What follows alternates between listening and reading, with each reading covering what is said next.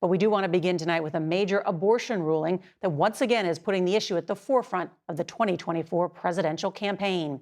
Arizona's Supreme Court today ruled that a 160-year-old near total abortion ban is still enforceable.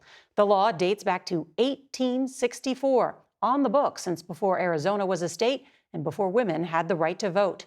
Arizona will be the 18th state to severely restrict or outright ban the procedure since Roe v. Wade was overturned in 2022.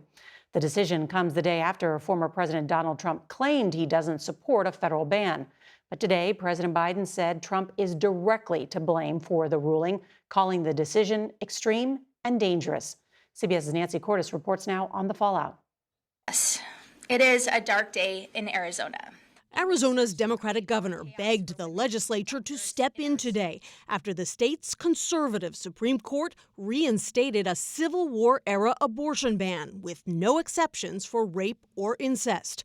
The author of the 4-2 decision wrote, "Physicians are now on notice that all abortions, except those necessary to save a woman's life, are illegal," with doctors facing a 2 to 5 year mandatory prison sentence. We are 14 days away from this extreme ban coming back to life.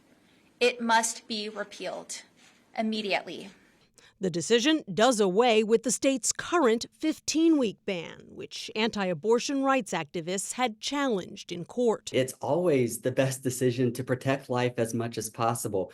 Arizona is now poised to join 17 other states that have imposed near-total abortion bans since Roe v. Wade was struck down.